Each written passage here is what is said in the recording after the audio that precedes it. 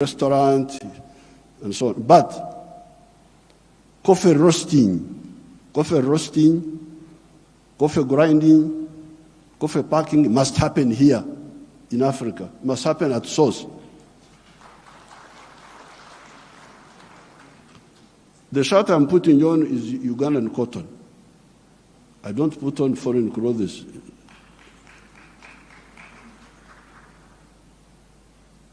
It's only the trousers I'm putting on because I can't go naked. Because they have not solved that problem for me. So, if you look at cotton, how many job levels are there? Job levels. You grow the cotton. Okay, that one we do. Those jobs we do. We gene the cotton. Kutoa mbegu, remove the seeds. That one we do here. And we end there. When you hear all these countries which have got crisis, Burkina Faso, I don't know what, Mali, all of them are cotton growing countries. But how much textiles are they producing? They are importing textiles, I don't know from where. So, now, if you end at level 2, gening, removing the seeds, then you take the pamba, you take the cotton, to cleverer people who are clever. Watu wenye akili. Wako huko. Sisi hapo tutajiita vipi? Kama mtu anakuzidi akili wewe unasema wewe nani? So, they take the cotton, they spinning, more money, more jobs for their children. They weave, more money, more jobs for their children. They put the print, more money, more jobs for their children. I looked at the figures. Uganda consumes 276 million meters of textiles each year. And that wonderful country of yours spends $880 million on clothes. Some of them dead people's clothes from Europe. When people die, their clothes, they are sent to you people, to Africa. And we spend 800, all the money we earn from coffee goes back to bring dead people's clothes. But we have got one factory there called Nairobi. It produces 25 million meters. So in order to clothe our people in Uganda, without importing, we need about 11 factories, like the one of Nairobi. And they would employ about 20,000 people. So and we would save $880 million, which we are just giving it to other people. So this IDA, what did you say about the modern slavery of the Africans, of producing raw materials? In one of our documents in Addis Ababa, we had talked of Africa producing what it does not consume and consuming what it does not produce. They had put that as a summary in one of the documents of the African Union. We must get rid of the production of raw. I banned the export of minerals from Uganda and process. I banned them. Piga marufuku. Then the agents were going in the corridors, what Mufanyi, no mineral will come from Uganda if it's not processed. You wait until I go away, you can steal the minerals, but not now. I banned this export of unprocessed minerals in 2012. My young brother, His Excellency Ruto, I forgave him and gave him some little iron ore for, I think, 2 or 3 years, because I've got a lot of iron ore, one of the best in the world. I told him, His Excellency Ruto's man, Muhindi wa hapa Kenya, you come and build the steel factory in Uganda at the iron ore. Oh, yeah. I've already built in Mombasa. So I said, okay, because of my young friend, I give you some iron ore for 2 or 3 years. But come and put the factory here. Now you can imagine akili ya watu wenu, my civil servants. An Indian wanted to take that iron ore to India. Imagine. Iron ore in our language is called obtare, but it is soil, black soil. If you see it, it is soil. To take that to India and do what? Pay your wonderful people $47 per ton. Our iron ore is the purest in the world. It is 70% pure. So you need like 1.5 tons to make a ton of steel. Now, a ton of steel costs $700. Somebody gives you $47 on your wealth, the wealth of your people, and he gets $700 from it. And all the jobs, your children have no jobs. Watoto wa Wahindi wanafanya wamepata kazi. I can't be part of that treachery. So I banned, there will be no export of unprocessed minerals from Uganda. So there's no business. What do you mean there's no business? So when I banned them, they are flocking in now. They have opened 7 gold refineries. 7 gold refineries. They are there. Because I banned. The other day I was opening a tin refinery. You can imagine this tin, and the Sulu Samia may know where we were, the power station, both sides, the Uganda side and the Tanzanian side. That is all tin. But all this time, imagine, since the British were here, they were taking, walikuwa wanachukua mawe tu, stones, because tin in nature is a stone, looks like a stone. So they take that.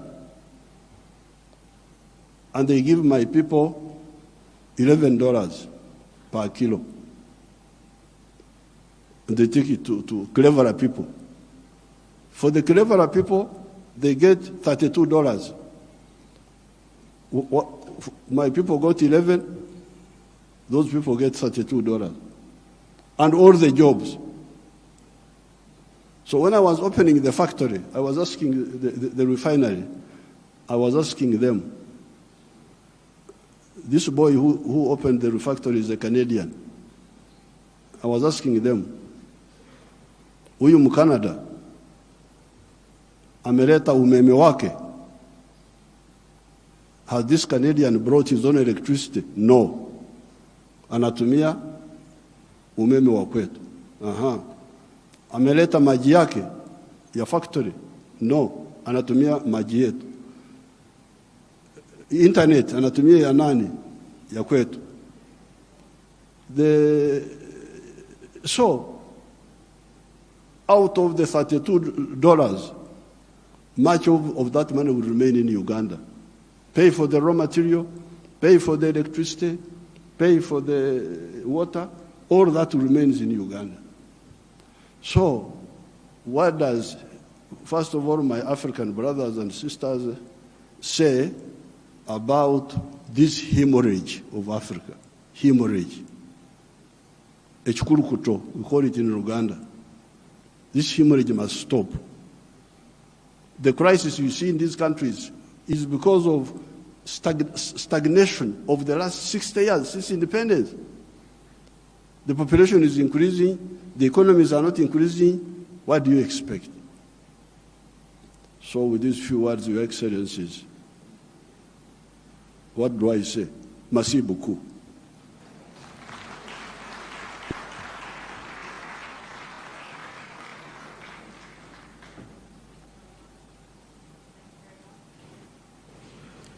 Thank you very much, Your Excellency, President Yoweri Museveni. May I call upon His Excellency, Professor Faustin Archange Touadéra, President of the Central African Republic, to please come and give some remarks.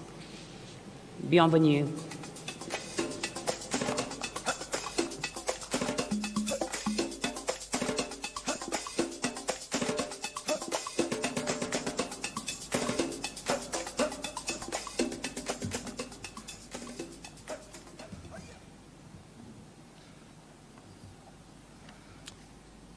Excellence, Dr William Samuel Ruto, président de la République du Kenya, très chers frères, Excellences, Mesdames et Messieurs les chefs d'État et de gouvernement, Monsieur le Président du groupe de la Banque mondiale, distinguées personnalités, Mesdames et Messieurs, permettez-moi, à l'entame de mes propos, d'adresser à notre frère, Son Excellence Dr William Samuel Ruto, President de la République du Kenya, President of the Republic of Kenya, the Kenyan people, I'd like to express my deepest feelings and express suite aux pluies torrentielles Central African Republic following the floods that have led to the tragic disappearance of many people and also a lot of destruction in our sister country.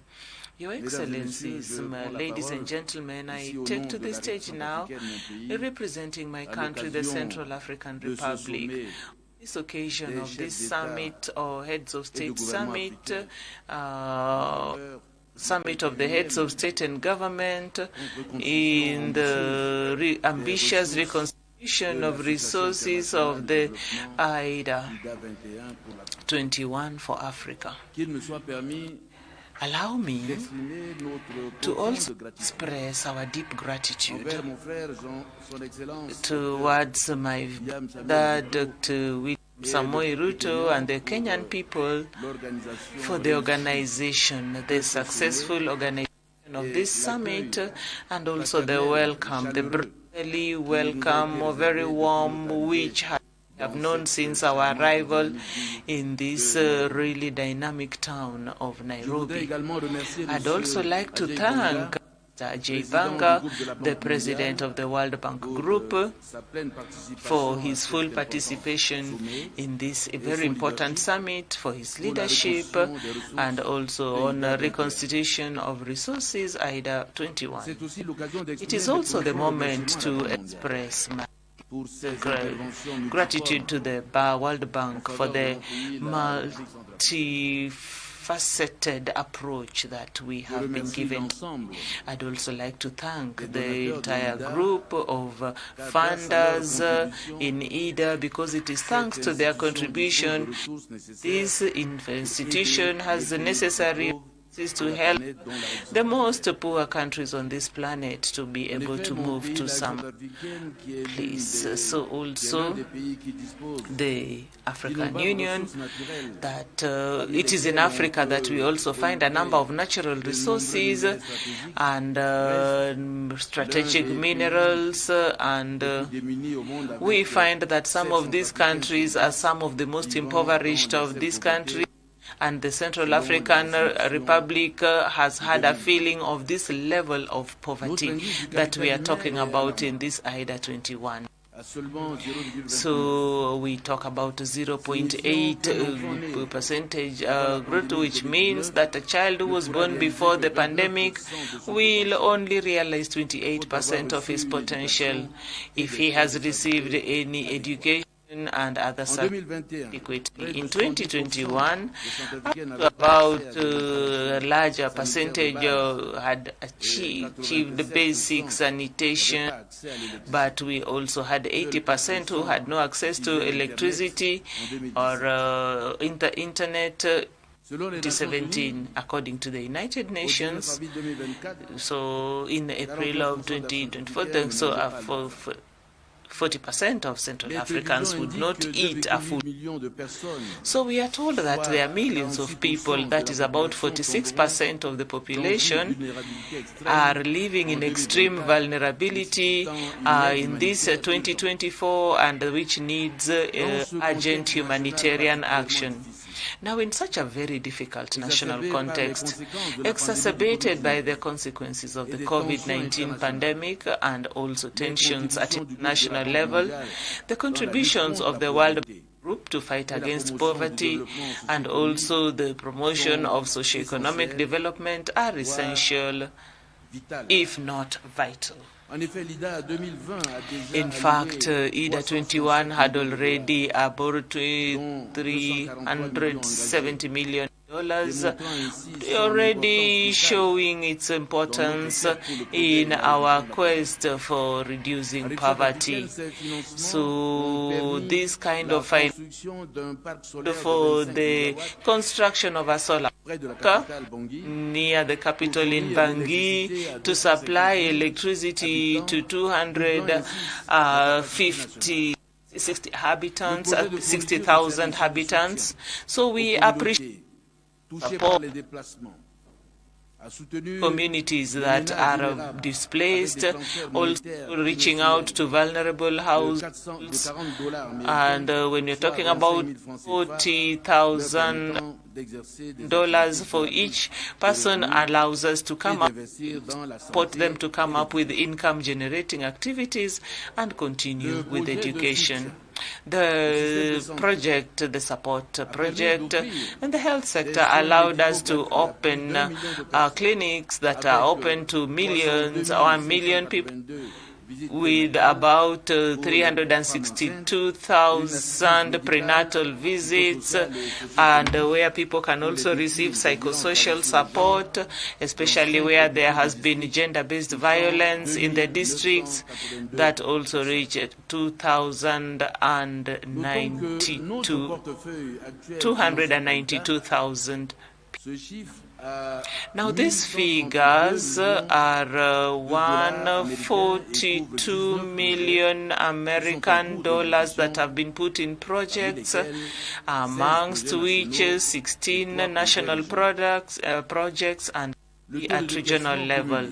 So cumulatively, so we are talking about a reach of 48%. We'd like to reiterate our wish that these projects that are still in the pipeline be fast-tracked to also help us reach a wider group of the population.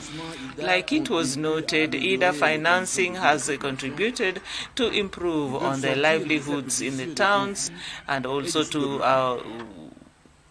mitigate the effects of conflicts and underdevelopment. So we are talking of strengthening of actions and also projects,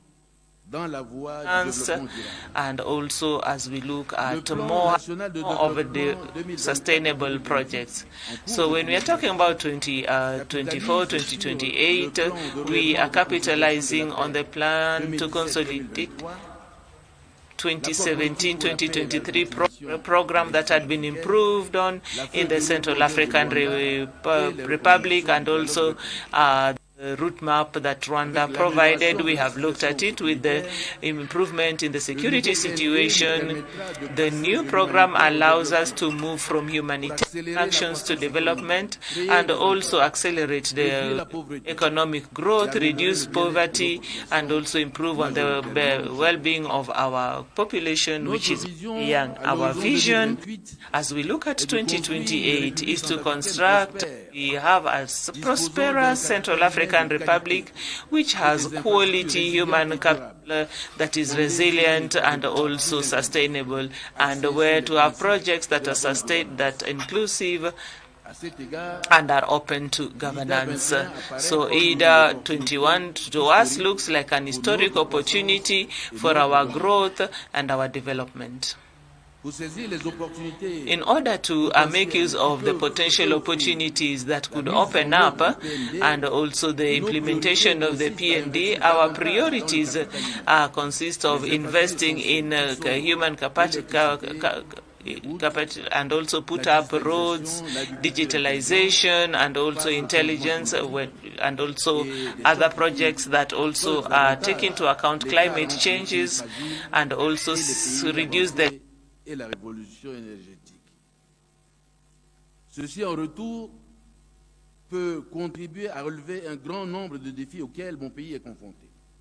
Pour y parvenir, la République centrafricaine aura besoin de ressources concessionnelles, d'où notre appel aux pays donateurs pour une reconstruction massive de IDA21, à l'exemple de IDA19 et IDA20, dans un contexte de raréfaction des ressources financières à l'international et des lenteurs observées dans l'exécution des compensations de la finance climat en faveur des pays particulièrement vulnérables.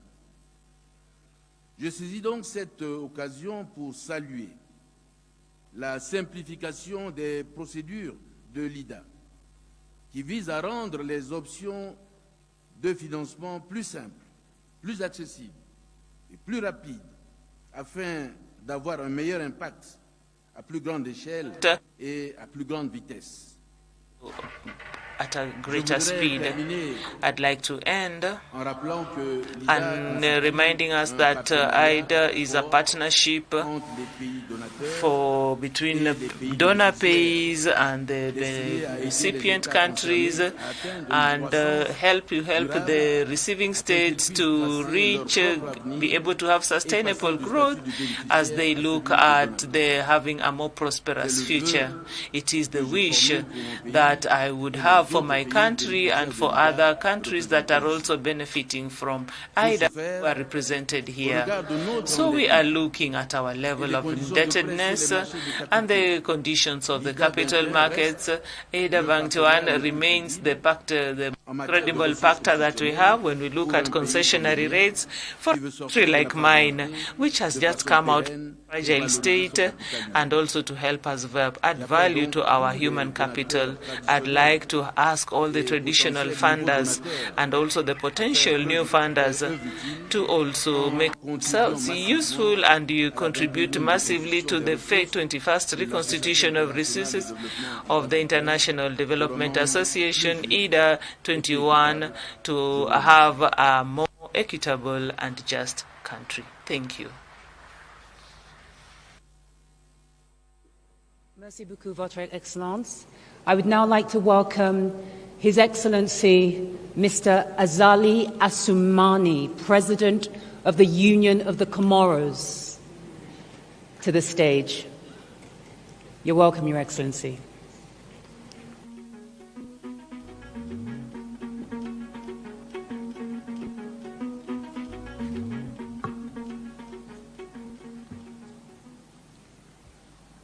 Excellence, Monsieur le Président Ruto, que j'appelle Ahmad Abako, un cher frère.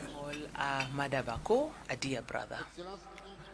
Your Excellencies, ladies and gentlemen, heads of government and state, Your Excellency, Monsieur Ahmad Ghazouani, the President of the Conference of the African Union, and the President. Your Excellency Ajay Bango, the President of the World Bank Group, ladies and gentlemen, the heads of international institutions, distinguished guests, ladies and ladies, greetings to all. I'd like to first of all express on behalf of my delegation and on my own my gratitude to our brother, the President Ruto, for the perfect organization of this summit, and also to our brothers and sisters in Kenya for their warm hospitality and in this beautiful town of Nairobi. As we meet for this crucial summit in order to deliberate on the question of reconstituting the resources under IDA21, I'd like to first of all to underline that Africa finds itself today in a crisis, unprecedented crisis. So when we are looking, there are a number of obstacles. There are economic disparities, environmental degradation, security and health crises, and inequalities in education. However, in the midst of all these problems comes an opportunity that is exceptional for collective action and also for transformative change. Our continent is, in effect, has a lot of potential resources to help us. So when we talk about very important human resource, so to be able to play its role in the world economy, Africa needs big investment in a number of development areas. Ladies and gentlemen who are here, so IDA has to be an ally that in our part we're heading to toward sustainable development. It is unique in the world where a dollar from the developing countries is also supported by $4 for the financing of development projects. As we engage, this is the trajectory of the IDA21. It is important, it is imperative. We also recognize the indispensable role that this institution has played in the promotion of inclusive growth and also prosperity in Africa. As such, the $23 billion of reconstitution in IDA 2020 allowed the institution to mobilize $93 billion for financement for the member countries, of which 20% have been engagements that are destined to reach African countries. So we can agree with me that is in a very difficult context of access to financial markets. The IDA instrument needs to be honored, thanked, and also strengthened by our contribution that is very important as partners. Also, we also express our deepest gratitude to all our partners, first of whom is the World Bank. So thanking it for its robust and continued engagement and support that is appropriate to help us do away with the obstacles to development that our countries face. So this robust reconstitution of IDA comes from the simple need that is financial and also incarnates a moral imperative and also underlies to ensure that no one is left behind in our quest to be more ready for the African countries. As such, and IDA21, that's ambitious, should give priority to efforts to invest in development areas such as agriculture, energy, infrastructure, and the climatic adaptation before supporting creation of work of quality workforce of young people and underprivileged groups. So this would be from IDA21, we have been able to get substantial concessionary funds going to the private sector that to help people get out of poverty by creating sustainable employment, economic transformation, and mobilizing resources at national level. Since its creation, so $4 billion of funds have allowed more than $20 billion of investment to the sector. Private sector supported in 47 countries. This has also favored the introduction of new financial resources for development in the eligible countries, also helping to reduce in the domains of that the private sector has chosen to invest in. So I'd like to support this partnership with LEADER for having responded to us and to come up with a very strong and ambitious reconstitution of the IDA21 and that the resources are also meet the aspirations, the collective African aspiration. And in addition to the contributions of our partners, we cannot underestimate the transformative power of technology and cooperation and regional cooperation.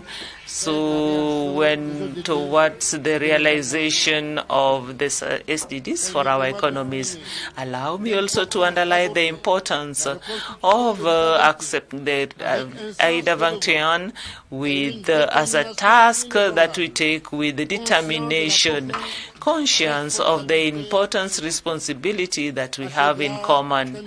So we need to come to also support this resolution as we look forward to a better future for Africa, because it is only when we have access to this that we can also achieve the Africa that we all dream about collectively. Your Excellencies, ladies and gentlemen, I wish to underline the situation that island states such as Comoros are facing. So we would also have to have a plan that also takes into the effects of change, like tsunamis, cyclones, and also floods. The situation is very alarming. So this needs a particular attention from our partners, our development partners like IDA. So as such, my country is advocating that IDA should come to look at the specific problems that island states that face as vulnerable states. They are very fragile, and also they are also touched in the environmental sector. They face a lot of food insecurity. They also have external shocks of all natures, and also this means that are dealing with very specific objectives that would help us adapt to climate change. And as such, I would like, ladies and gentlemen, to conclude my proposal by a African proverb when we say that we do not handle things singularly. So if we come together to face these obstacles, I would wish us all success in our work, and I thank you all. Merci beaucoup. If I please may invite the President of the Republic of Ghana, His Excellency Nana Akufo-Addo. Your Excellency, if you could use the podium. Your Excellency, if you could use this podium. Thank you very much.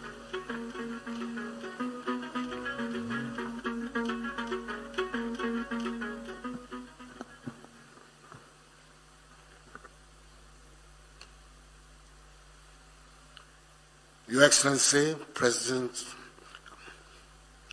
of the Republic of Kenya, William Ruto, Your Excellency Mohamed Ghazouani, Chair of the African Union and President of the Islamic Republic of Mauritania, Excellencies, Heads of State and Government, the President of the World Bank, Mr. J. Banga, ladies and gentlemen, I thank the dynamic President of the Republic of Kenya, His Excellency William Ruto, for the invitation to speak at the summit of the International Development Association, IDA, and for the hospitality of the Kenyan government.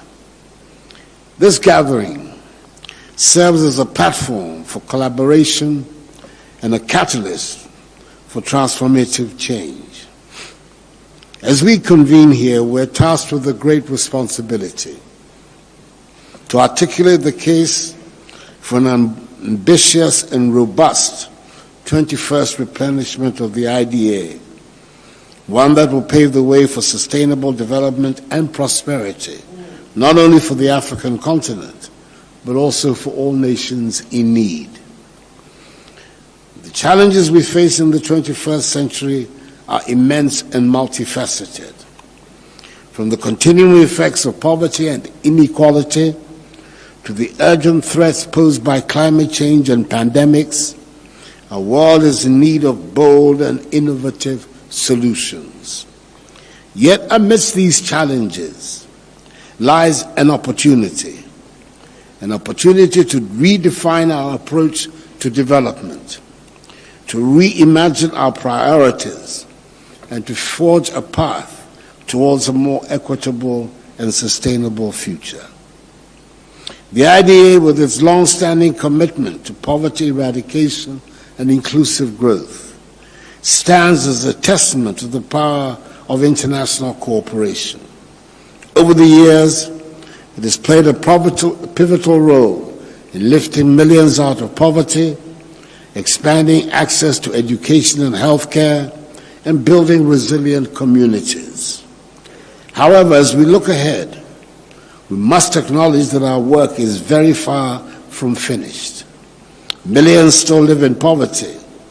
Millions still lack access to basic services, and millions suffer from the effects of environmental degradation and climate change. Excellencies, all of us are aware, for example, of the enormous infrastructure challenge confronting Africa. The African Development Bank, AFDB, estimates Africa's infrastructure needs at between 130 to 170 billion United States dollars annually, with a financing gap of between 68 billion and $180 billion annually. The infrastructure gap has a negative impact on our competitiveness. It constrains our development, stifles business growth, trade, investment, and service delivery, as well as the overall progress towards inclusive and sustainable development. Mobilizing finance and investment remains central to Africa's development needs and attaining the 17 Sustainable Development Goals.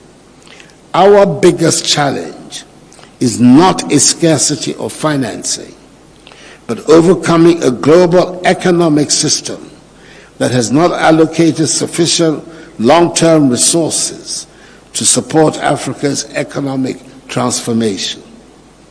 That is why boosting the resources of the IDA, whose ability to generate concessional financing represents an effective way to respond to the obstacles that African countries encounter in the present global system, is so critical for the prospects of Africa's development. With the burgeoning population, our challenges hinge on our ability to provide reliable electricity, affordable and decent housing, improved transportation networks, education, and health infrastructure. Without this, we will be staring down again the possibility of a lost decade characterized by suboptimal GDP growth. Excellencies, more than half of African countries are debt distressed. Ghana is currently going through the restructuring of her debts under the G20 Common Framework, which we all know is a slow process and needs to be stepped up. At the same time, we're suffering from the increasing effects of climate change and the devastations caused by COVID-19 and other adverse global developments. Doubling IDA to provide more concessional facilities to our countries is of utmost importance to help us cope with these challenges. The intersection between climate and debt makes imperative the need to reform the global financial architecture in a way that delivers more resources to our countries to help address the current polycrises affecting our development and that of future generations. Therefore, the time has come for us to redouble our efforts, to recommit ourselves to the principles of solidarity and shared responsibility, and to unlock the full potential of the IDA. This replenishment presents us with a unique opportunity to mobilize resources, to leverage partnerships, and to scale up our impact. It is a chance to invest in the future, in education, in healthcare, in infrastructure, and in the resilience of our communities. But let us be clear, this is not just about funding. This is about vision, about leadership, and about political will. It is about recognizing that development cannot be achieved through aid, but requires a comprehensive approach that addresses the root causes of poverty and inequality. It is about empowering communities, building capacity, and fostering innovation. And it is about ensuring that no one is left behind, that the most vulnerable amongst us are given the support and opportunity they need to thrive. In conclusion, I want to state that the task before us is daunting, but the stakes are too high for us to falter. Together we can shape a brighter future for generations to come.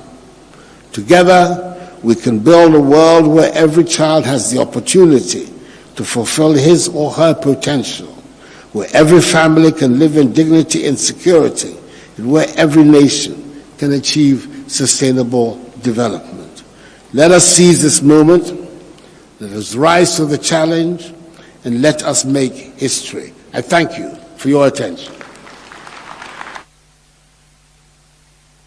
Thank you, Your Excellency. Allow me to call on the President of the Federal Republic of Somalia, His Excellency Hassan Sheikh Mohammed.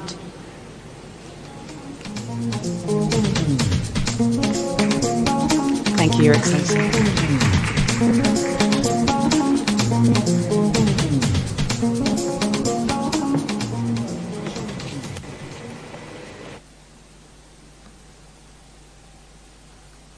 Good morning, Your Excellencies. Your Excellency Dr. William Ruto, President of Federal Republic of Kenya, His Excellency Mohammed Ghazwani, the President of the Islamic Republic of Mauritania and the Chairperson of African Union, Your Excellencies, fellow African leaders and heads of states, His Excellency, Your Excellency Mr. J. Banga, the President of the World Bank, Excellencies, ladies and gentlemen. As an opening, it is an honor and privilege to participate in this great occasion of the discussion of the African leaders on the future of financing of our common development agenda with the President of the World Bank, his senior leadership team and donors. Instead of well-replenished IDA21 means more opportunity for investment, job creation, economic growth, and effective response to the devastating global shocks like the climate change, which hampers all our progress despite our minimal contribution as a continent. Essentially, in this age of increasing global uncertainty, socio-economic, political, and security risks like the Red Sea crisis, as well as the enormous development financing need, we must ensure IDA21 becomes the main vehicle to support sustainable development. Without this, almost all developing low-income nations will struggle to deliver progressive changes from the offset. I wanted to thank the government and the Republic of Kenya and His Excellency President William Ruto for hosting this critical meeting on IDA21 replenishment and for bringing us all together. I also wanted to recognize the visionary leadership of His Excellency Ajay Bank, the President of the World Bank Group, who has demonstrated that he is firmly committed to leading a responsive bank that delivers results through the evolution roadmap. It is encouraging that the World Bank is listening, learning, innovating, and acting to provide a tailored context-specific support for our most urgent priorities to spark growth in Africa. Somalia and IDA for Somalia. IDA is a major lifeline that we are relying on enabling our ambitious national transformation agenda in these hopeful and post-debt relief priorities. IDA's impact on Somalia are enormous and include core institutional and system building, culminating in the achievement of heavily indebted poor countries have a completion point in December 2023. Up to 20% of the Somali population have benefited from the World Bank funded activities in Somalia since 2018. Approximately 69% of these beneficiaries were poor people living with small children and were affected by the drought, floods, and a locust infection in many parts of Somalia. Support to the rehabilitation of access roads and climate resistant infrastructure in many parts of Somalia and many municipalities in corners of Somalia bring various benefits to millions of people, including internally displaced people, IDPs, that had migrated to urban areas due to security, natural disasters, events. Provision of effective livelihoods and life-saving assistance to our citizens throughout the triple crisis of climate shocks, locust infestation, and COVID-19 pandemic. Essentially, IDA in Somalia has meant more vulnerable people out of extreme poverty, more social protection, and women and children are focused on supporting government institutions by helping those vulnerable groups. Despite our successful decade, long economic reforms to achieve debt relief throughout the highly indebted poor countries initiative, HIBIC, we remain among most fragile states in the African continent and the world. Without doubt, Somalia has come a very long way from where we were on a decade ago in terms of macroeconomic stability and socio-economic development. We also have exciting and empowering plans to keep the reform momentum going on, to lock in the vital gains we have made and build on them for a transformative change. However, these efforts require resources. Accordingly, we require the upcoming IDA21 replenishment to be of the scale and ambition that will help shift the situation from fragility to resilience and growth in Somalia. And this can only happen through greater investment in human capital, infrastructure, social protection, job creation, increasing affordable energy access, and building resilience to the disastrous and disproportionate impact of recurrent and cyclical climate emergencies in my country through IDA 2021. Excellencies, ladies and gentlemen, as a government, we are truly committed to build on the economic reform gains from the debt relief process by the future. Further enhancing domestic revenue, mobilization and strengthening public and financial management, debt management, and deepening financial sector development in Somalia.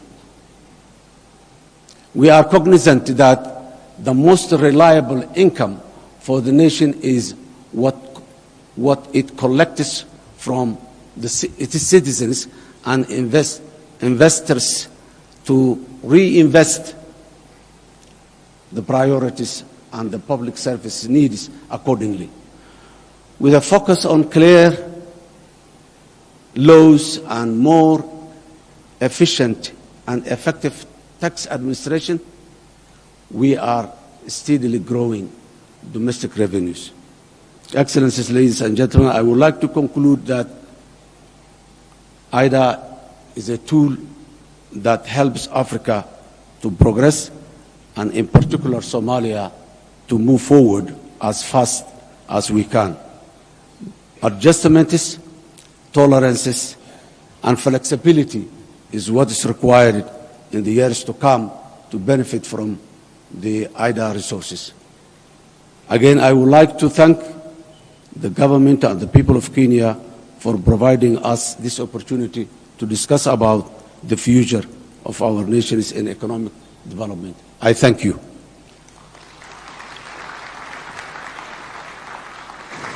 Thank you, Your Excellency. I would like to invite the President of the Republic of Sierra Leone, His Excellency Dr. Julius Maada Bio.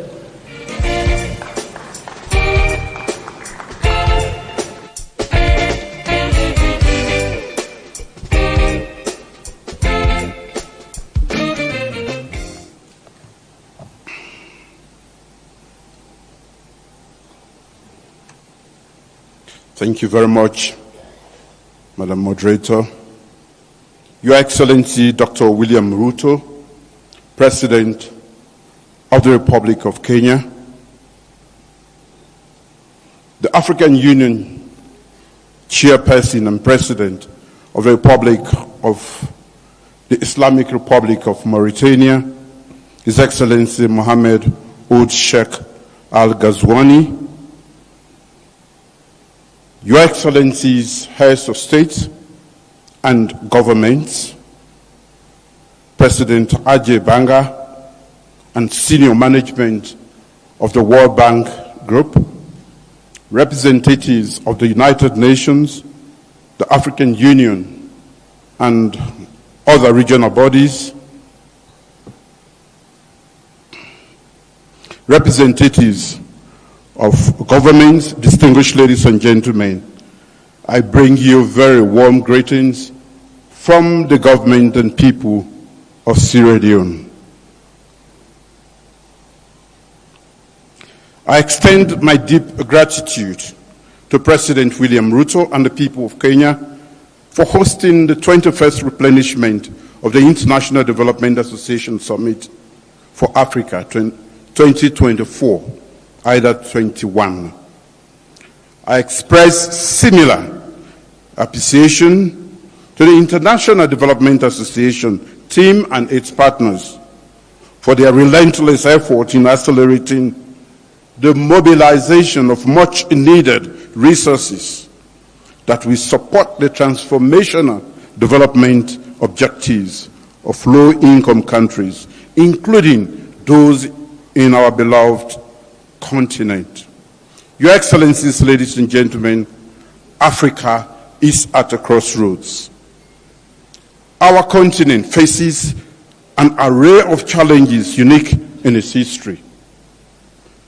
Recovery from the devastating impact of COVID-19, rising debt and economic vulnerability, political instability, the growing disruption of climate change, often compounding underlying fragilities, and the full crisis triggered by the conflict in Ukraine.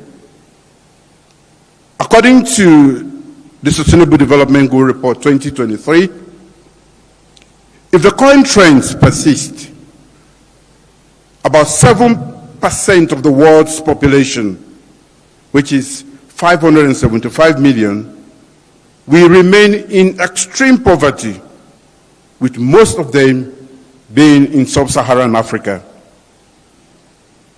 Many governments in Africa are making huge strides to advance sustainable development and alleviate extreme poverty in their countries, in alignment with targets set out in the African Union Agenda 2063 and the United Nations Sustainable Development Goals, SDGs. However, with 6 short years left to achieve the SDGs, most of our countries are not on track to meet the targets. Under current circumstances, a business as usual approach to Africa's development is not going to work. We need a change in our approach. We need a bolder vision that will transform Africa, reduce its vulnerability in a turbulent world, and set it firmly on a path to sustainable growth and prosperity. Our current exigencies call for decisive and collaborative actions from African governments and the international community, and reliable development partners such as the World Bank Group to usher in sustainable transformation in Africa. For IDA to remain relevant to the evolving needs of member countries, especially in Africa, it must grow and adopt responsive and innovative mechanisms to finance transformational development. Our collective aspiration to accelerate development in Africa by providing sustainable financing from IDA21 replenishment remains a critical milestone that must be achieved with resounding success. A renewed commitment to good governance, transparency, and accountability must be central to our efforts. These are the cornerstones upon which we can build resilient institutions and foster an environment conducive to investment, innovation, and economic growth. Therefore, Sierra Leone unreservedly endorses the Nairobi IDA communique and looks forward to working with recipient African nations to advocate for a mega 21st IDA replenishment. The communique reflects our vision to ensure prosperity of Africans and particularly safeguard the aspirations of Agenda 2063 and the SDGs, which aim to end poverty, protect the planet, and ensure that by 2030 all people enjoy peace and prosperity. Today, as we present the IDA Nairobi communique, we are optimistic that the provision of additional resources would support our vision for a climate-smart, resilient, and integrated Africa. The IDA21 resources should help our countries expand quality, sustainable, climate-smart infrastructure investment in agriculture, energy, transport, water, and sanitation, healthcare infrastructure, and other sectors. Your Excellencies, ladies and gentlemen, Africa is key to global growth, security, and ending poverty in a livable planet.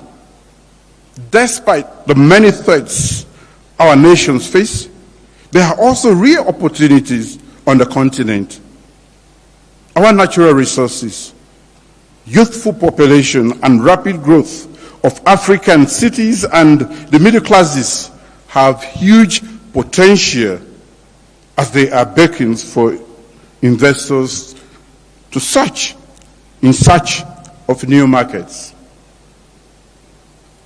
If Africa is to meet the targets of SDG 8, decent work and economic growth, by 2030, we must act now to transform the working age population into productive forces with more decent and inclusive jobs for the youth, especially our women.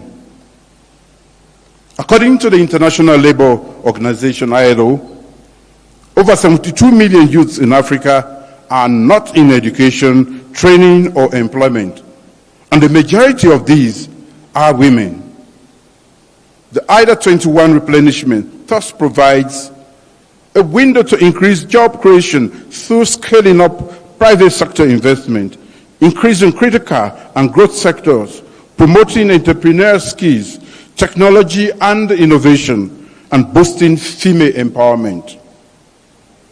As measured by the World Bank's Human Capital Index, assuming that a child born in sub-Saharan Africa benefits from complete education and full health care coverage, he or she is anticipated to realize only 40% of future productivity.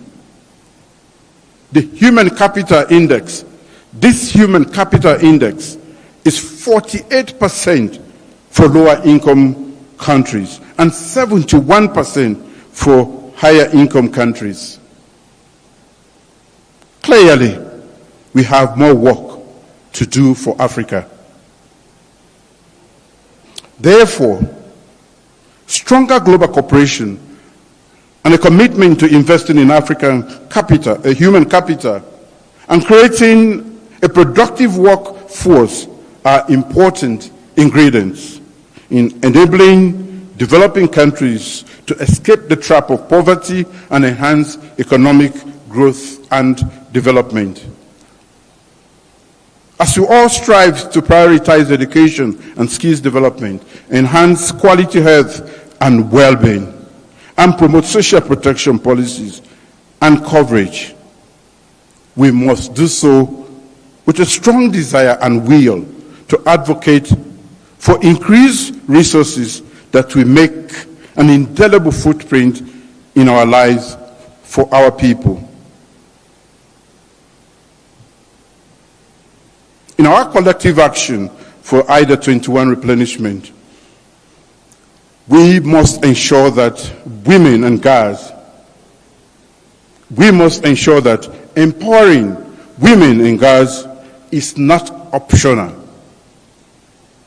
It is a condition for achieving inclusivity and sustainable development on our continent. We must allocate increased resources for gender mainstreaming in all our development programs.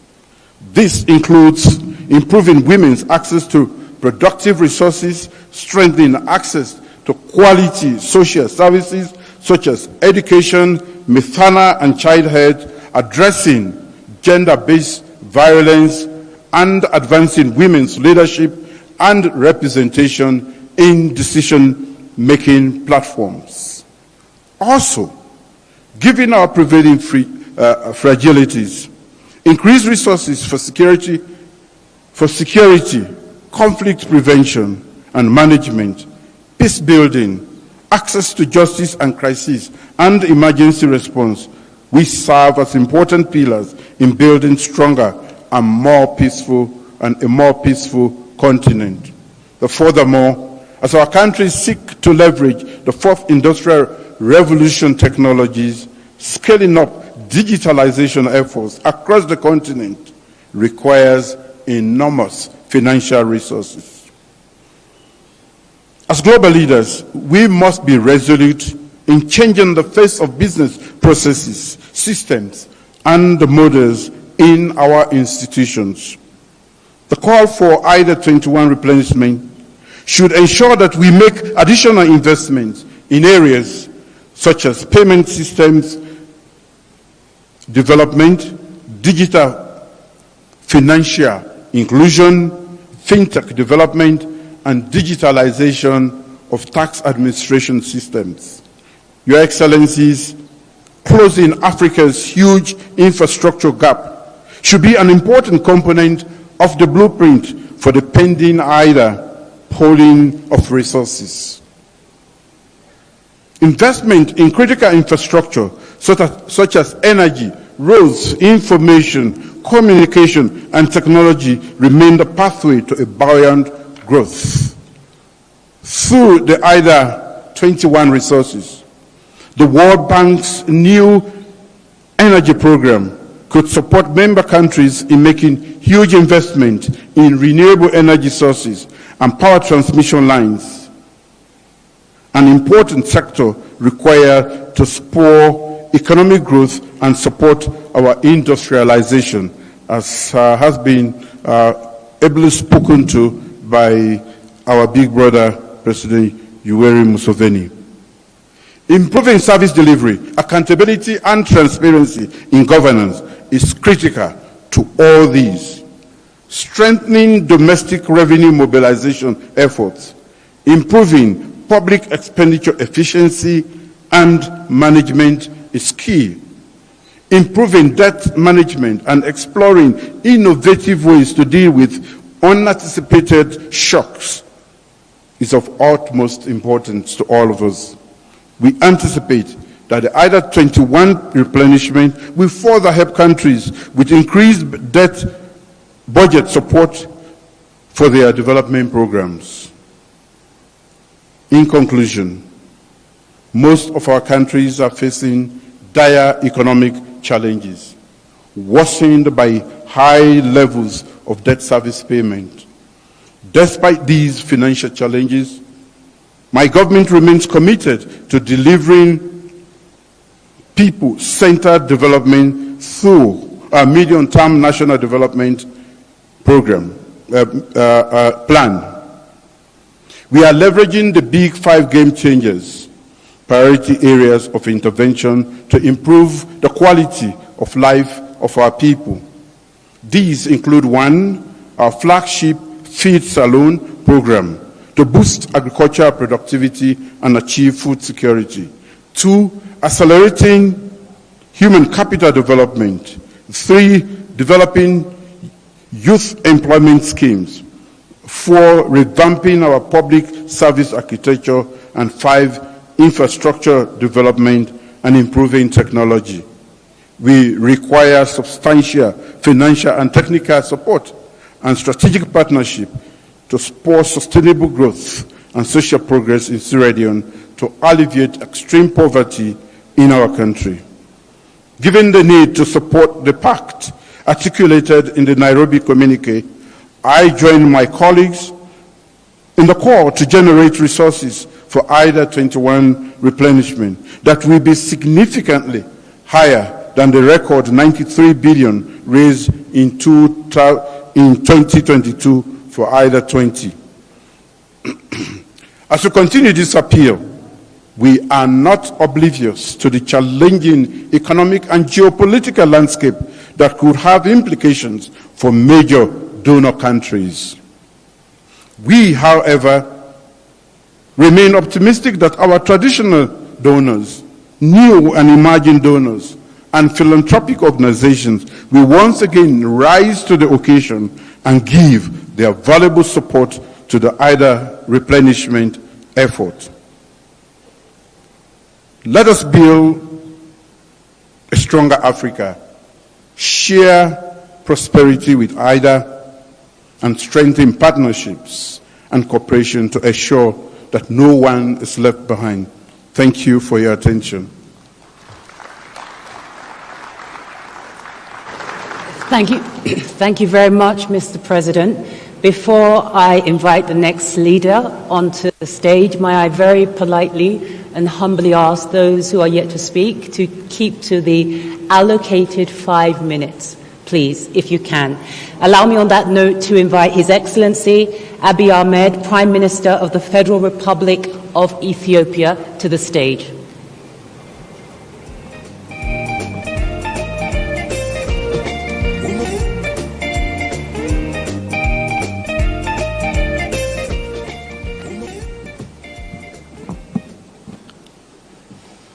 Your Excellency, President William Ruto, Your Excellencies, Heads of State and Government, Your Excellency, Aja Bangeor Bank Group, President, IDA, representatives of other regions, distinguished invited guests, ladies and gentlemen.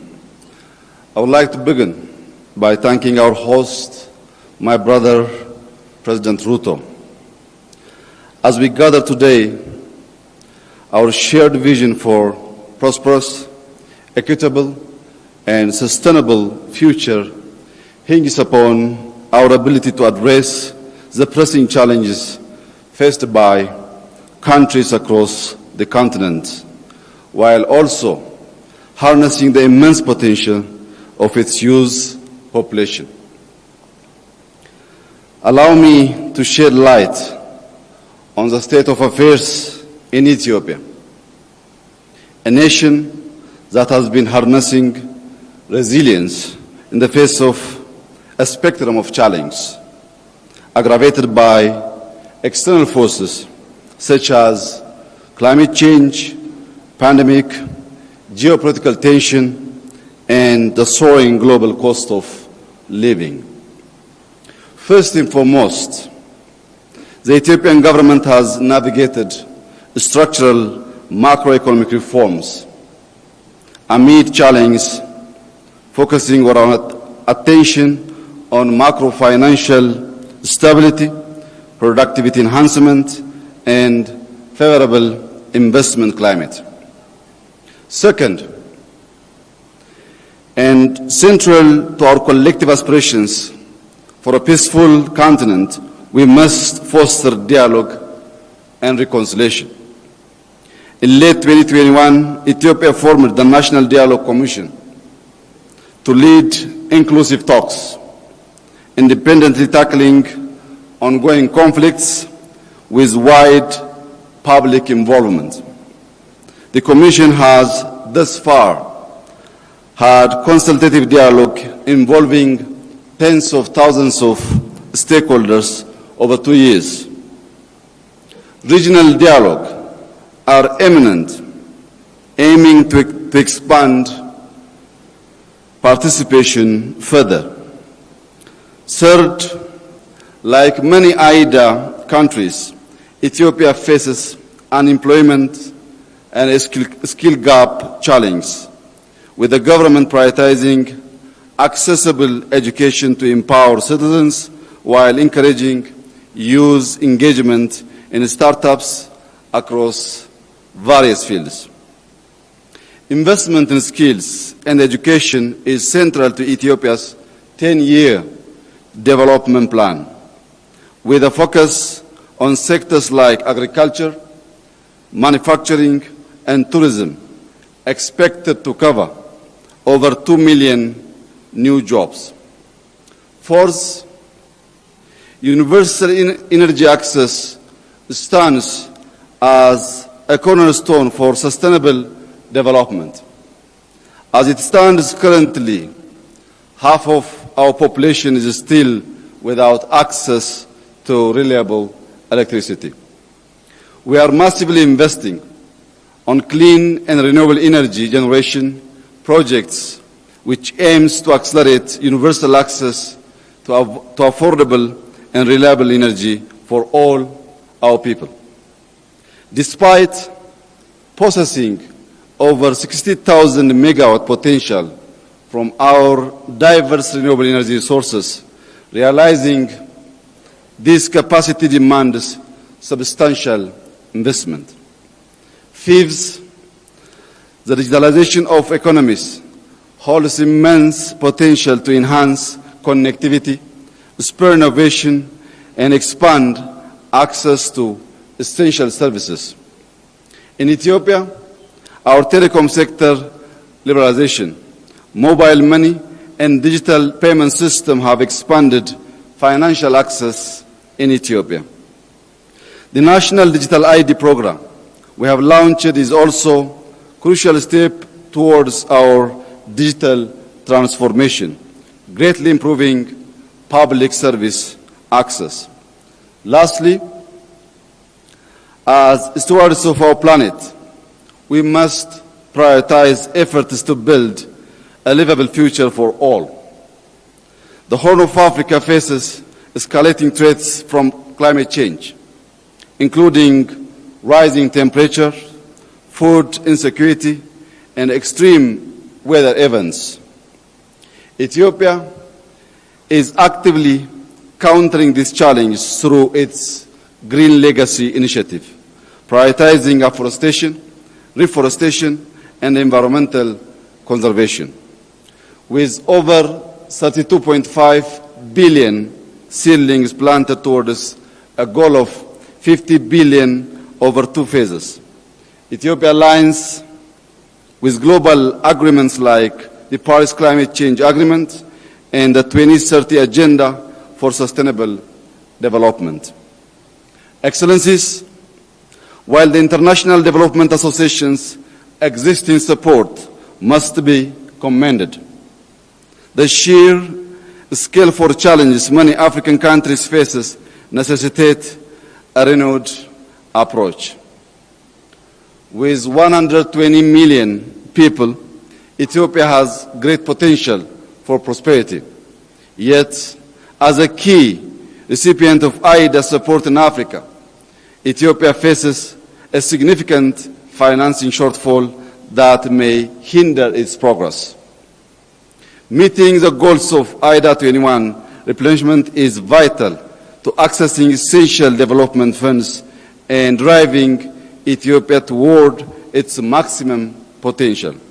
We urge IDA to significantly enhance its financial capacity and funding models, specifically increased support for crisis preparedness, response, and recovery is essential.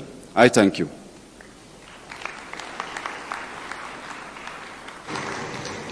Thank you, Mr. President. I'm very happy and excited to invite to the stage Her Excellency Dr. Samia Suluhu Hassan, President of the United Republic of Tanzania.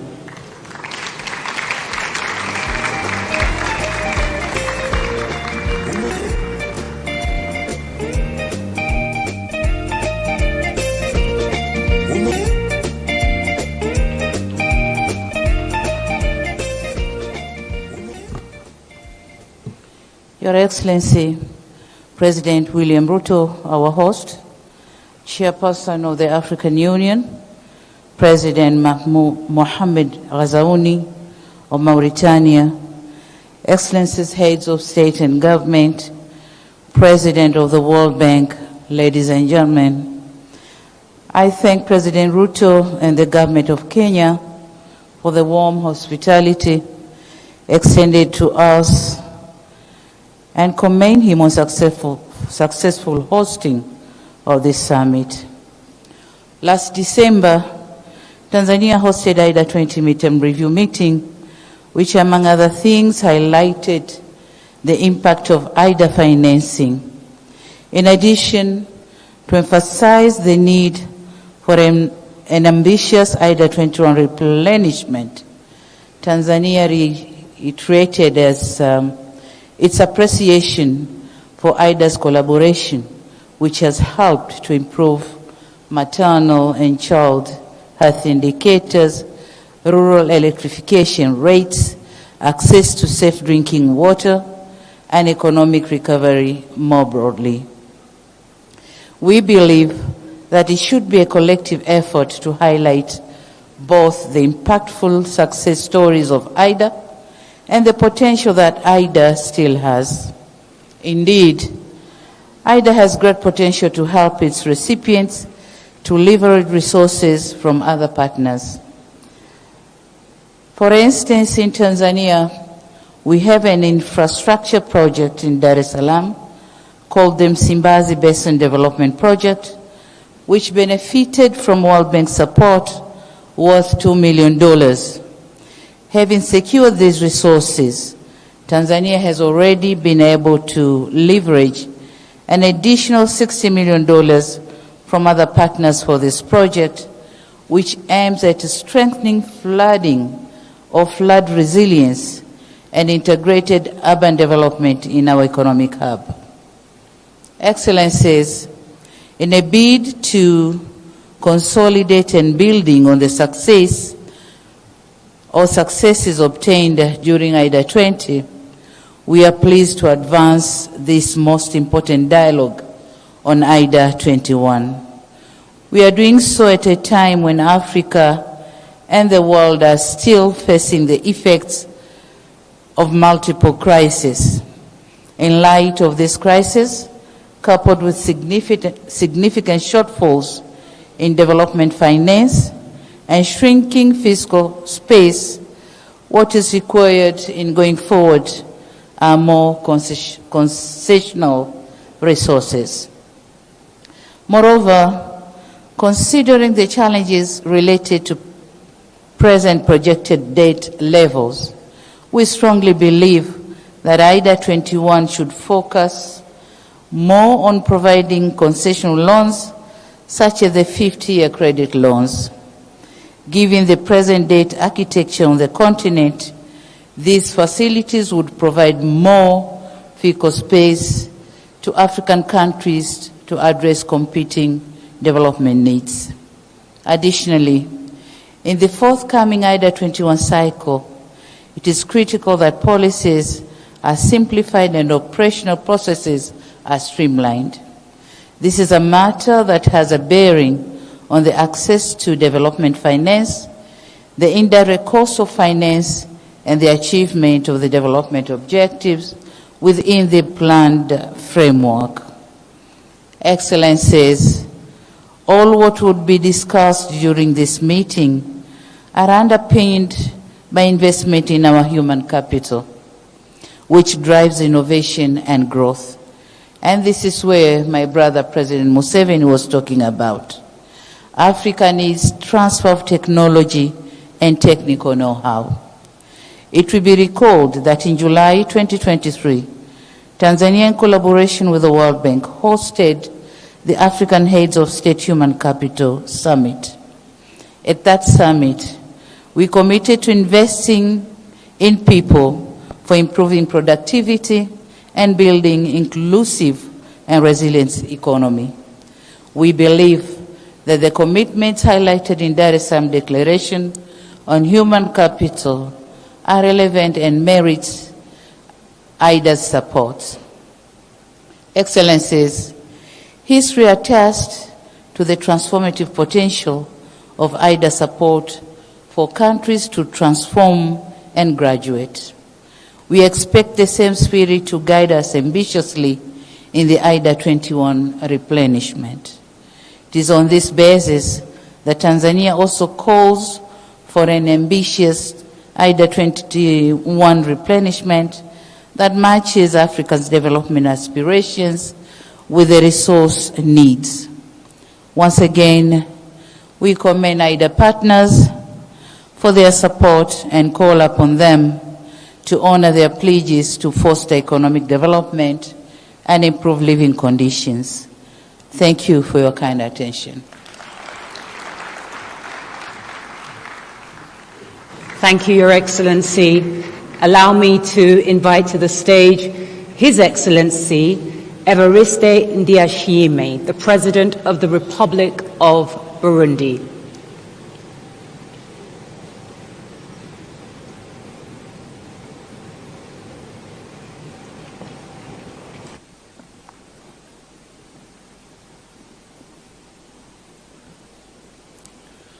Excellences, Monsieur Samuel William Ruto, Président de la République du Kenya, Excellences, Monsieur le Président de l'Union africaine et Président de la Mauritanie, Excellences, Monsieur le Président de la Banque mondiale, Excellences, Monsieur le chef d'État et de gouvernement, Excellences, distingués invités, Mesdames, Messieurs, permettez-moi de commencer mon discours en rendant gloire à Dieu qui nous a permis de nous retrouver dans cette belle ville de Nairobi et d'adresser mes remerciements à mon homologue et frère William Ruto pour l'accueil chaleureux et fraternel qui nous a été réservé depuis notre arrivée. Excellences, Mesdames, Messieurs, à l'instar d'autres pays, le Burundi se doit de redresser la tendance pour améliorer les conditions de vie des Burundais qui reflètent les inégalités sociales, d'opérer une transformation économique de manière à augmenter et diversifier la production sans entraver l'équilibre écologique, de maîtriser la démographie galopante et de pallier aux effets du changement climatique. Le peuple burundais s'est donné un pari de l'émergence en déjà 16 ans à travers sa nouvelle vision d'un Burundi émergent en 2040 in Burundi développé en and 2060. was developed in 2000. The Burundi people have also, beginning with the young, have also started fighting against and are looking towards sustainable development. So it is in this light that Burundi rejoices to be accounted amongst the partners, amongst whom in particular the World Bank. So the Burundi greatly appreciates the intervention of the World Bank over the years, the socio-economic growth. Now, the financing and to have sustainable impact in the energy sector, economy, the environment, education, health, community development, infrastructures for transport and social development, context where our economy had been touched by shocks and whose effect COVID-19, the Ukrainian conflict, the world fiscal condition, climate changes, and to all this we can add the sanctions that Burundi has known since 2015. Now in 2023, this year was particularly marked by some slight improvement in our economic development and in the service sectors, the putting in place of social infrastructure and also abundant agricultural production, thanks to the cooperation that was lent to e-location by improved to the different sectors. Now, this effect also had in the improvement of performance in Burundi that is also seen in that improved for the 2022-2023 fiscal calendar, and which has been improved as we move to 2023-2024. This performance on our capacity also comes from the efforts and the reforms that have been initiated by the government, and especially in the summit meeting that enabled us to follow up on the projects, and also the strengthening of dialogue between the government and partners using the national strategy in the development cooperation, the strengthening of the budgetary discipline in state institutions, and also microeconomic reforms as part of our achievements. In the case of certain projects, I would cite the dynamic coordinating team for projects, and also the diligence, the communities that also were also part of this team, and also in terms of fertilizers that we have had and seeds, and also the putting in place basic social infrastructure, and also integrated community development projects. Ladies and gentlemen, Your Excellencies, with the new gap that Burundi has fixed, priorities that my country is looking at as we take part in IDA21 and environment health in face of climate change, and such, especially on reforms in terms of economic governance and statistics, as well as development of important l'industrie minière, le tourisme, l'énergie et les infrastructures. Excellences, Mesdames, Messieurs, à une situation exceptionnelle, il faut des moyens. Ladies and gentlemen, in such an exceptional context, we have also been able to know that our tools in the industry are sometimes obsolete, and this also has an impact on production, and also the need for socio-economic integration, the effects of climate change in particular, and especially the rise of Lake Tanganyika waters. We have had floods as well. These all lead me to advocate positively for aid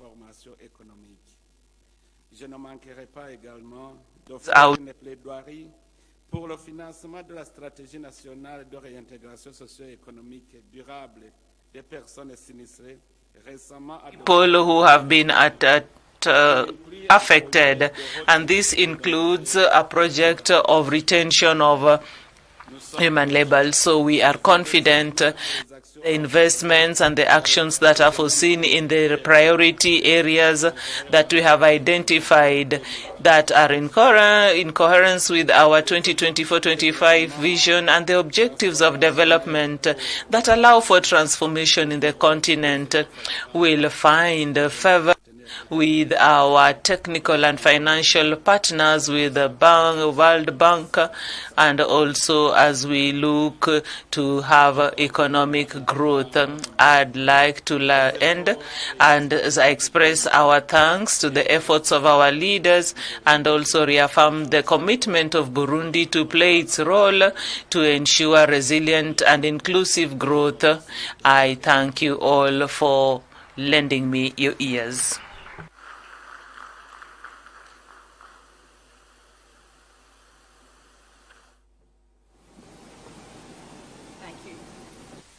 Thank you, Your Excellency. Allow me to move swiftly forward and invite the President of the Republic of Madagascar, Your Excellency André Rajoelina. You're welcome to the stage.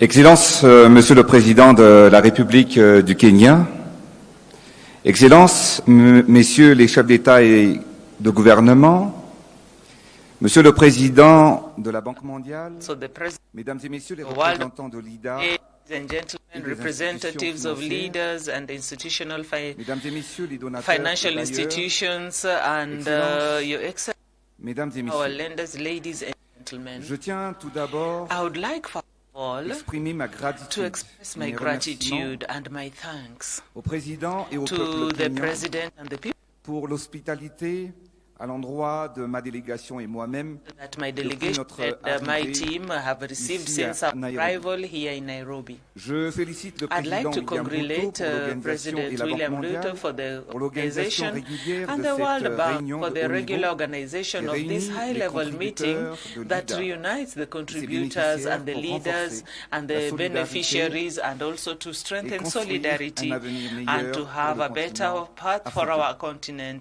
that is En Africa. effet, ce sommet nous In permet effect, de nous this exprimer summit allows us to pour express renforcer ourselves, to strengthen des the pays du financing continent of the pour atteindre African country nos pays, objectifs de développement also to help et us pour soutenir attain les our peuples development qui endurent objectives and les sustain the conséquences people du changement lived through the climatique. consequences of climate change. La participation de The Madagascar participation of à Madagascar cette réunion est in this primordiale meeting is car important cela me donne because l'occasion that de gives me soutenir the l'impact opportunity considérable to des talk projets about de the développement important, de considerable Madagascar impact of this financés project par la in Banque Madagascar that mondiale à is travers by the l'IDA. World Bank through IDA. Comme vous le savez, Like you ces dernières know, années, les in the conséquences later du changement years, the climatique consequences of sont climate de plus en change plus have become more and dévastatrices. more Je devastating. profite d'ailleurs I'd de like cette to take this occasion opportunity pour to exprimer express ma my solidarité solidarity au peuple with the kényan qui Kenyan subissent people aujourd'hui who are still going les through conséquences today des the inondations consequences of tragic depuis plusieurs flooding semaines.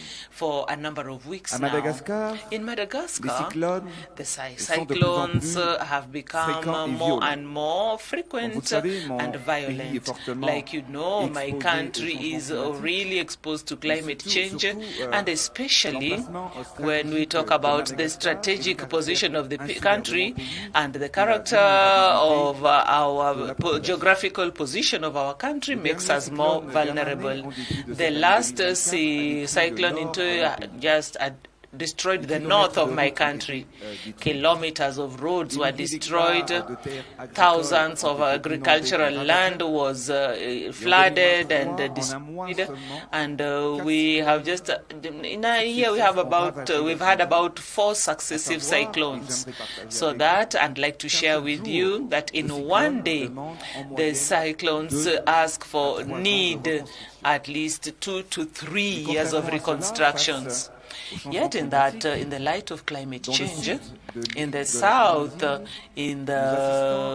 the mountain, we have seen a diminution of the lands are arid and do not allow the people to fill them well and also to meet their basic needs.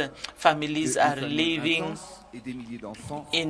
we have thousands of children who are also malnourished. Ladies and gentlemen, dear leaders, you know that each day for decades now, Africa faces fratricide to fight against poverty because this leads to deaths.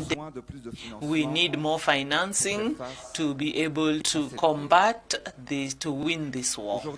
Today, on the African more than 215 million children are suffering from underdevelopment and malnutrition.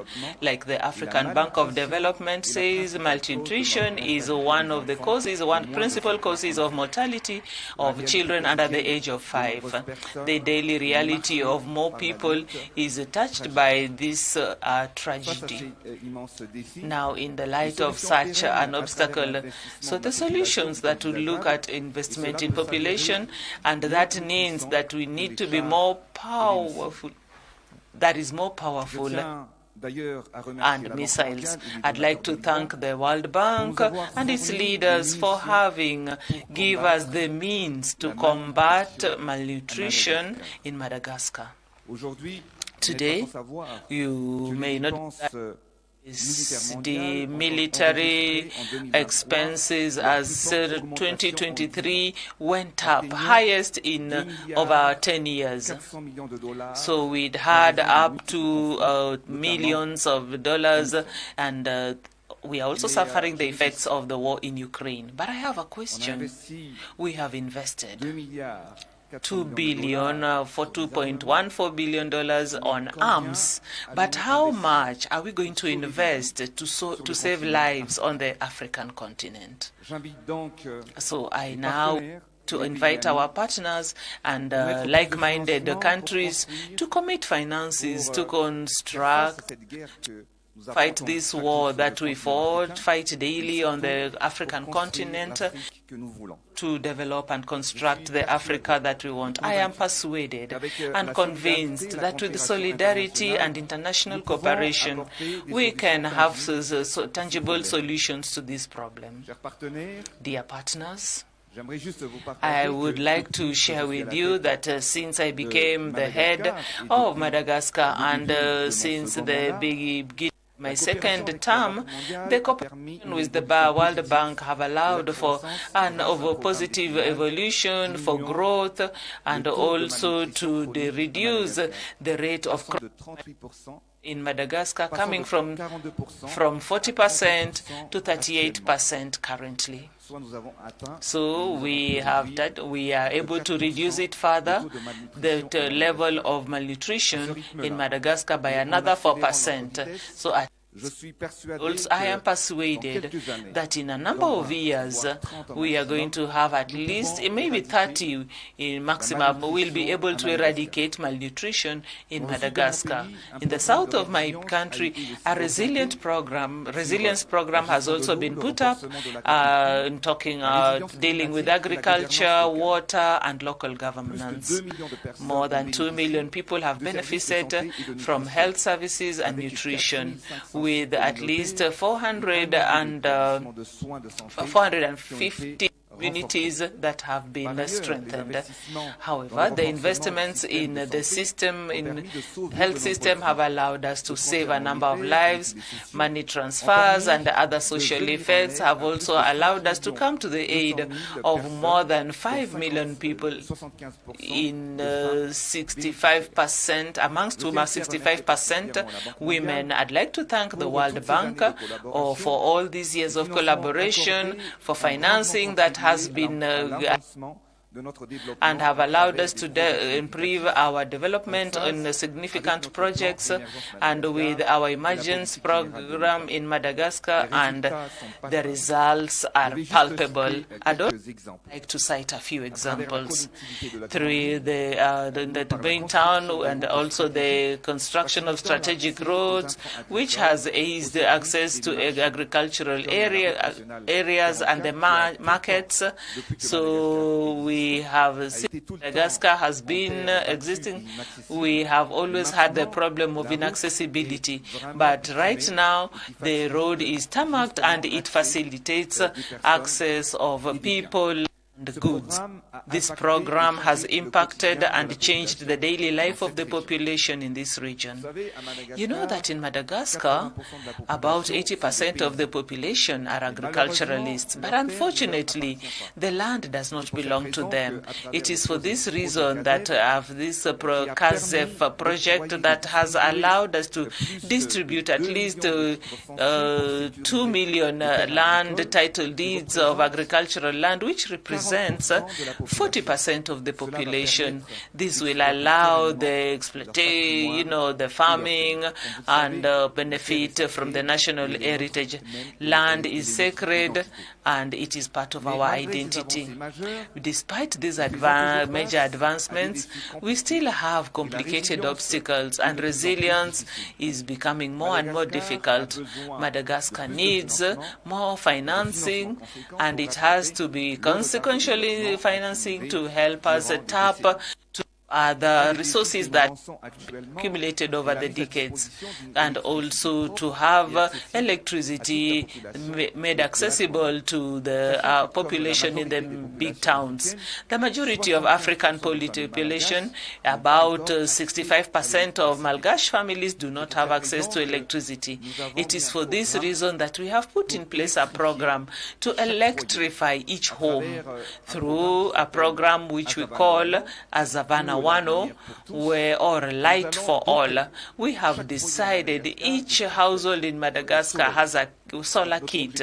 So our objective is within a year and a half, for more than 4 million households will have this kit to light up their houses, and thus will also lead us to an economy that will see $950 million that which is spent in, and that is about $2 per home for this lighting project. So this is what we are talking about on the African continent. Ladies and gentlemen, dear partners and leaders, like I had said, and I have just done so, all this investment is to support. It is not only where we are functional, we also have a number of the arms that are devastating us: hunger, famine, natural catastrophes, illnesses, and most of them are brought about by climate change. These are the kind of arms I'm talking about that are touching us annually, and each day there are millions of children who succumb to malnutrition. Millions of people die of hunger. And we also have others who do not get adequate access to health because as they suffer from the devastating effects of climate crisis and change. I'd like to invite us leaders to also improve from the World Bank, because Africa has many obstacles to face, and also enable the countries to catch up in terms of development. May our voice go out as an echo. May it also speak about our engagement as we a future for all, and together we'll be able to make a difference. Together we transform poverty into a prosperous future, and with a dignified for our people, so that all generations, the lead generations, depend on what the leaders do today. Thank you to our partners, partner countries, and also to the contributors to IDA. Your aid is determinant in development, on the African continent, and as such, for a country like Madagascar, we support this for our country. So long live today's leaders who are bringing development for tomorrow. Thank you very much for your attention.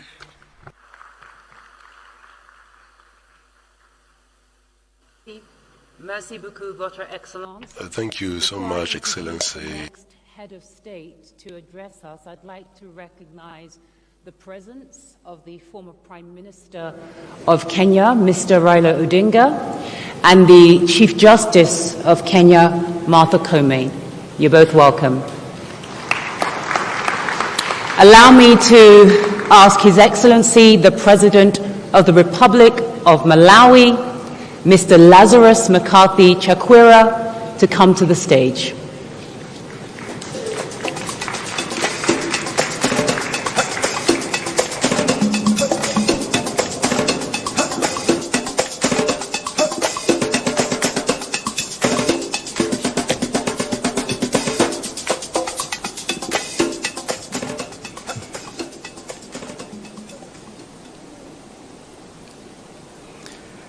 Your Excellency and my brother, Dr. William Ruto, President of the Republic of Kenya, Your Excellencies, heads of state and government, Your Excellency Mr. Jai Banga, President of the World Bank, distinguished delegates, ladies and gentlemen. Over the past 4 years, Malawi has been through the hardest times, and everyone in my country feels it. Like a patient suffering from serious multiple attacks against multiple organs in quick succession, in the less than 60 months I've been president, Malawi, a nation I found already drowning in unsustainable and toxic levels of debt, has not only suffered the devastation of the COVID pandemic, but before we had any time to recover, was attacked by cyclones Ana and Gombe back to back. And before we had any time to recover from that, came the worst cholera outbreak in our nation's history, affecting every district. And before we had any time to recover from that, came a drought, devastating the breadbasket northern districts of Malawi.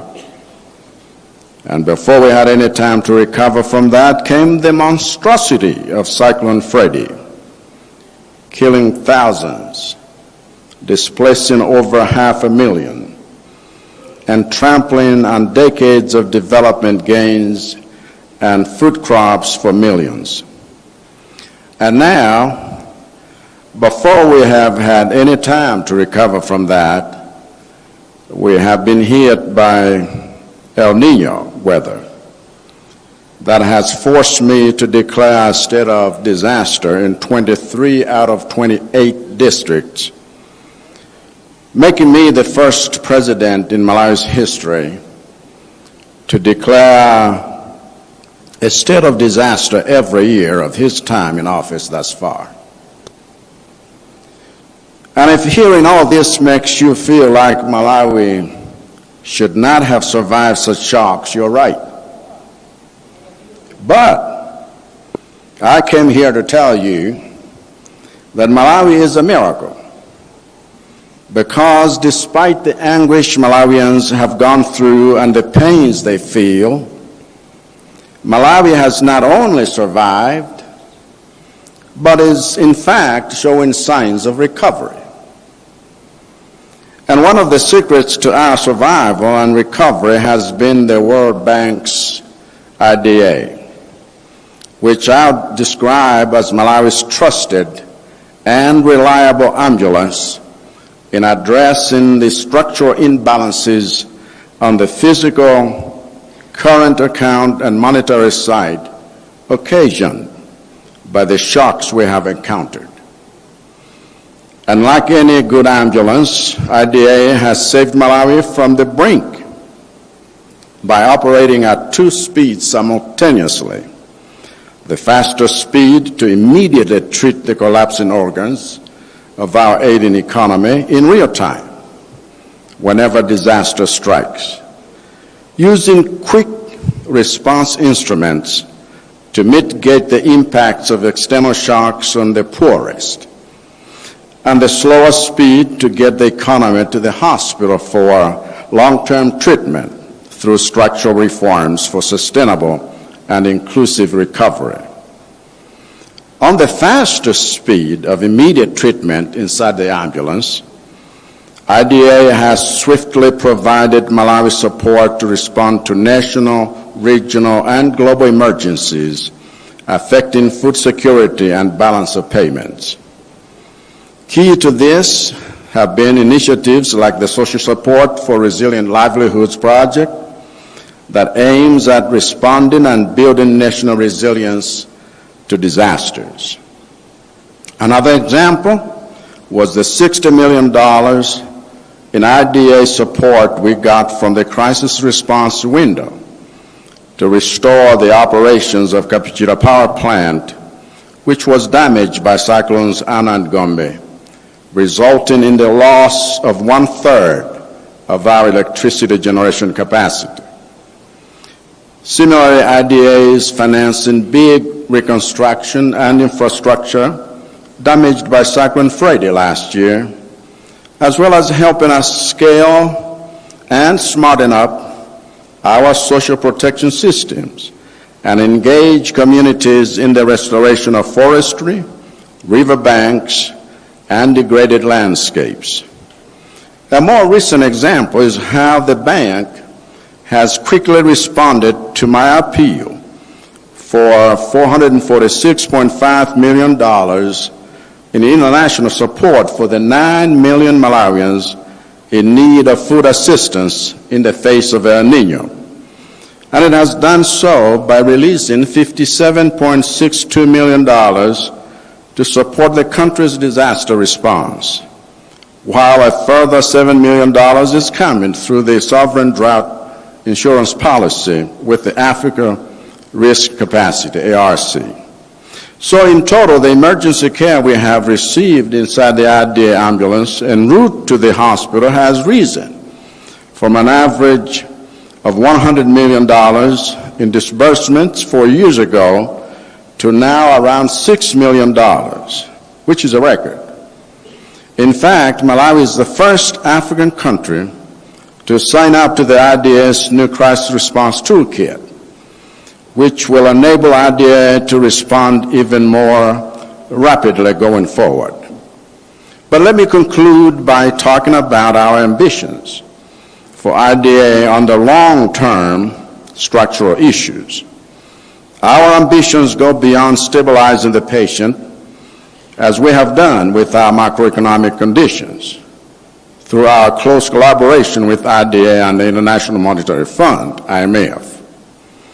Our ambition is to access even more substantial facilities in the IDA and other instruments the bank has tailor-made for us, so that we can invest in the implementation of our ATM strategy, which aims at making heavy investments in the economic potential and productivity of our agriculture, tourism, and mining sectors.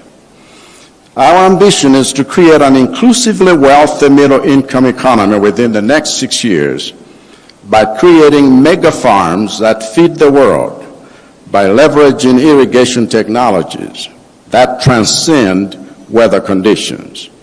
Our ambition is to generate foreign revenue through tourism products that make Malawi the destination of choice for tourists.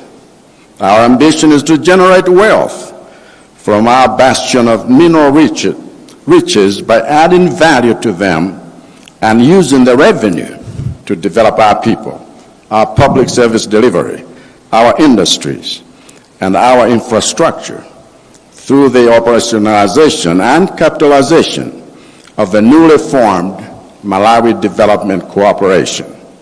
We will therefore appeal for flexibility in the accessibility of IDA facilities, for our ambition is for the bank to go beyond in-ambulance emergency treatment and in-hospital long-term recovery. Our ambition is for the bank to partner with us in building a new Malawi, one that is healthy, a healthy economy capable of being productive and competitive globally, leveraging on the new opportunities and markets emerging from the Africa Continental Free Trade Area. And to safeguard the impact of your investments in this ATM strategy, we have rolled out a fully integrated and comprehensive financial management information system, IFMIS, that will support our first program for results, P4R, financing with IDA. We have implemented energy sector reforms to crowd in new private investors through public-private partnerships. We have enacted the Malawi Disaster Risk Management Act to put our disaster risk management framework in order.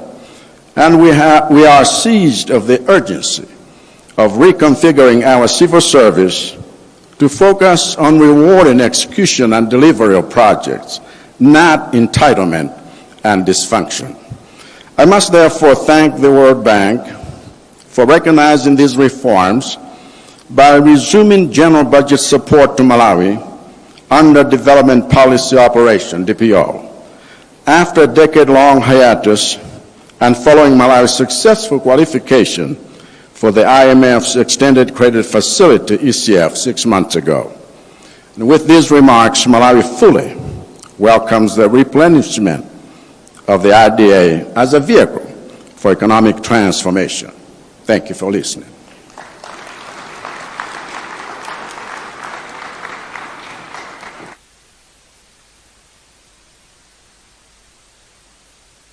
Thank you, Mr. President. Again, I'm going to politely and humbly reiterate the request for the remaining leaders to try to keep their comments to the agreed 5 minutes. On that note, allow me to invite Son Excellence, His Excellency Nadir Labawi, Prime Minister of the People's Democratic Republic of Algeria. Welcome to the podium, sir.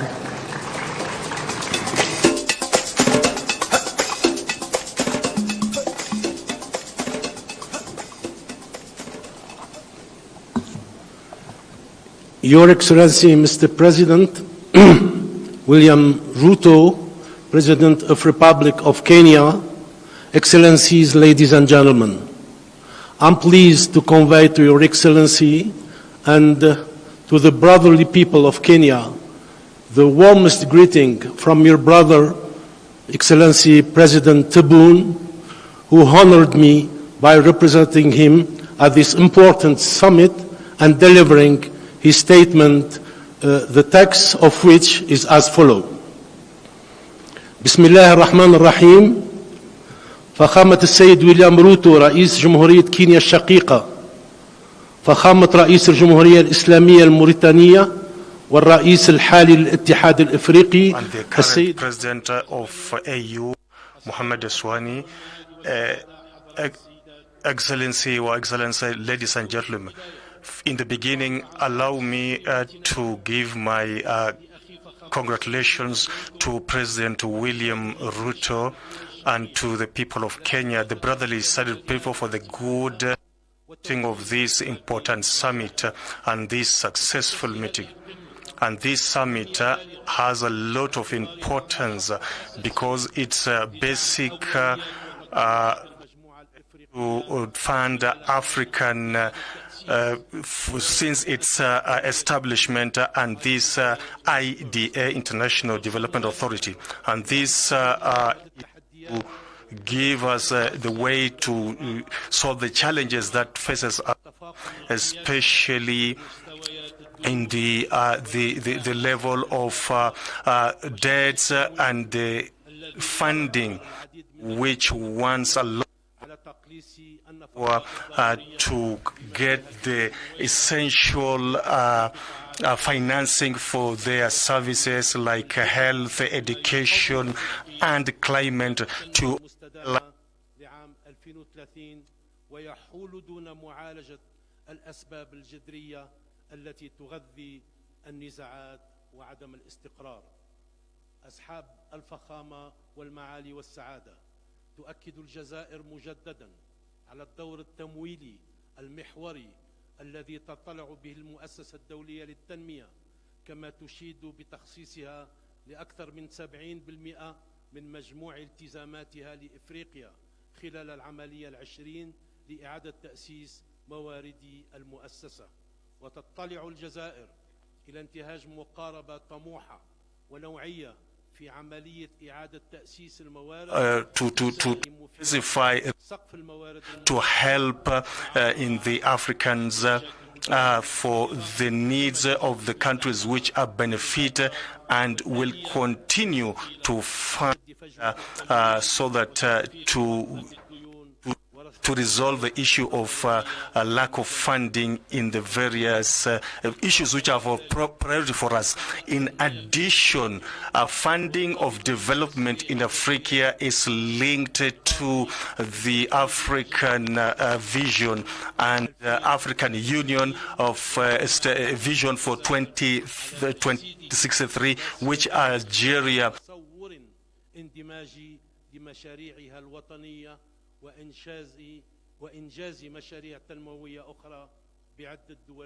development projects in the neighboring countries.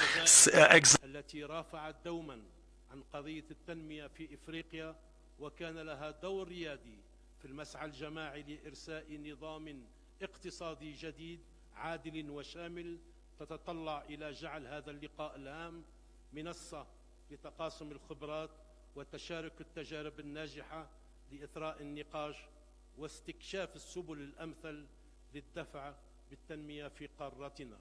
ومن هذا المنطلق أود الإشارة إلى الإصلاحات الاقتصادية العميقة التي باشرتها الجزائر لبناء نموذج اقتصادي جديد قائم على تنويع الاقتصاد وخلق الثروات وتحرير روح المبادرة. وبفضل هذه الجهود حققت بلاد الجزائر to support the progress in the last 2 years, which has been supported by Algeria, and to continue with the social development, to fund the infrastructure in the continent.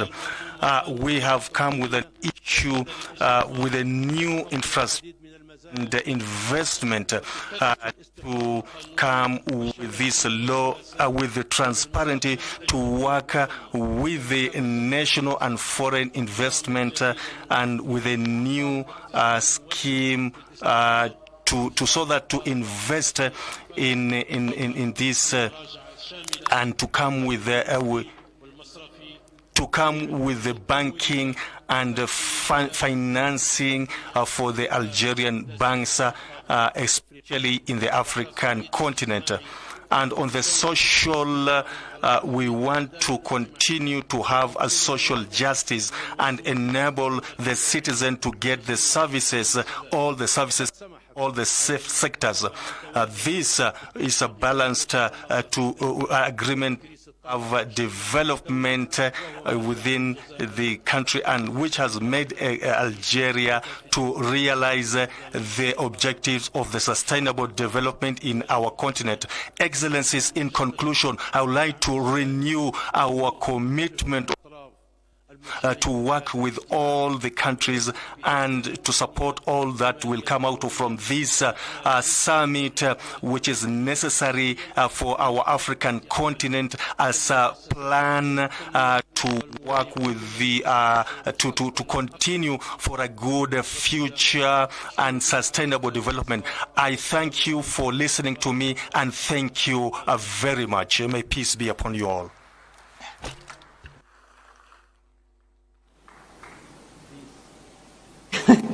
Merci beaucoup. Thank you very much to the Prime Minister of the People's Democratic Republic. I would like to now take this opportunity to say thank you to all heads of states and leaders for their statements, and invite my colleague, Michael Gitonga, back on stage. Thank you. Thank you, Yvonne. Can we give a clap, please? Thank you. And all other excellencies and heads of delegation will speak at the next session, and we'll handle that. So for us to transition to the next session, I will just guide you. We're going to have all the heads of state, only heads of state, to exit the room, while the rest of us will remain seated. So at this point, I would like to kindly request all the heads of state to exit the room. They'll be guided by protocol officers, where we'll have a family photo. Kindly note, only heads of state to exit. The rest of us, please, let's remain seated, and I'll guide you shortly. For those participating in the closed-door session, we will proceed from here to that room so that the heads of states, after the family photo, they will find us ready for them. So only heads of states to exit, where we'll proceed for the family photo at the front courtyard. At the front of the courtyard by the stairs. The rest, kindly, let's remain seated. For those participating in the closed door session, we'll proceed to the closed door room, which is to your right, my left. But I'll guide you on when we'll do that, once we've had all the heads of state having exited the room. Thank you.